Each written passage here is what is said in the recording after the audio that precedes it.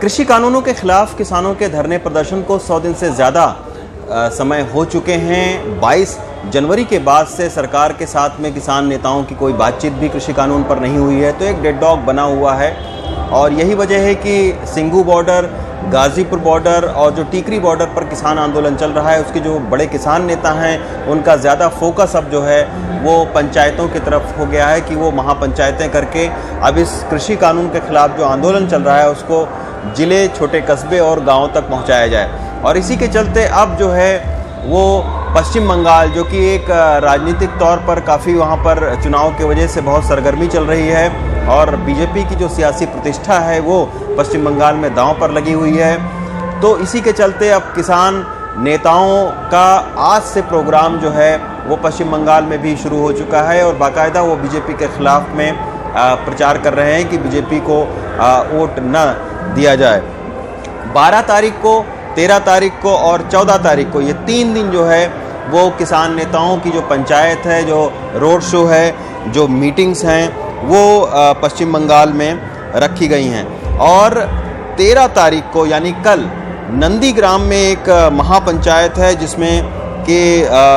खुद गाज़ीपुर बॉर्डर पर जो यहाँ राकेश टिकैत किसान नेता हैं, जो वो नंदीग्राम में जाएंगे और बाकायदा वहाँ पर महापंचायत को संबोधित करेंगे और उनके साथ में तमाम सारे और नेता होंगे वहाँ पर। उसमें हैं योगेंद्र यादव भी मौजूद रहेंगे, दर्शन पाल मौजूद रहेंगे, बलबीर सिंह राजोवाल हैं वो भी मौजूद रहेंगे और ऐसे तमाम सारे जो किसान नेता हैं जो इतने दिनों से किसान आंदोलन कर रहे हैं वो सारे लोग वहाँ पर मौजूद रहेंगे। कल राकेश टिकैत भी गाज़ीपुर बॉर्डर पर आए थे और उनसे हम लोगों की बात हुई है। आज वो जो है वो यानी 13 तारीख को राजस्थान में एक महापंचायत कर रहे हैं, उसके बाद में राजस्थान से ही अपने सहयोगियों के साथ में पश्चिम बंगाल के नंदीग्राम में वो जाएंगे। तो राकेश टिकैत की रणनीति क्या है? राकेश टिकैत की रणनीति ये है कि राकेश टिकैत का ये कहना है कि वो किसी भी राजनीतिक पार्टी को वोट देने या न देने की वो अपील नहीं करेंगे, बल्कि किसानों की जो समस्याएं हैं प्रमुख, उनको लेकर वो किसानों से बातचीत करेंगे और जो कृषि कानून में जो दिक्कतें हैं जिनकी वजह से इतने दिनों से किसान सड़कों पर हैं, उसको भी वो वहाँ के पश्चिम बंगाल के किसानों को बताएंगे। हालांकि जो दूसरे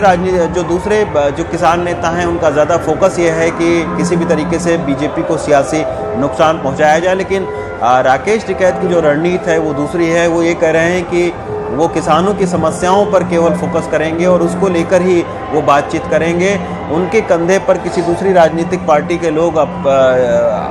अपनी बंदूक रखकर और किसी तीसरे राजनीतिक पार्टी को नुकसान पहुंचाने की कोशिश शायद न कर पाएँ, क्योंकि उनका ये कहना है कि वो किसी भी राजनीतिक पार्टी के टूल नहीं बनेंगे और उस तरीके से वो अपील भी नहीं करेंगे कि आप किनको वोट करिए और किनको वोट न करिए। तो एमएसपी को लेकर राकेश टिकैत किसानों से बातचीत करेंगे, समस्याओं को लेकर, केंद्र सरकार की जो योजनाएं हैं उसको लेकर उनको क्या दिक्कत है उसको लेकर बात करेंगे और कृषि कानून में क्या खामियां हैं जिसकी वजह से किसानों को नुकसान आने वाले दिनों में होगा, उसको लेकर वो बातचीत करेंगे। तो नंदीग्राम की कल महापंचायत पर सबकी नज़रें आके टिकी हुई हैं, क्योंकि वहाँ से एक बहुत बड़ा जो राजनीतिक जो खबर बन रही है यही है, क्योंकि वहाँ से पश्चिम बंगाल के मुख्यमंत्री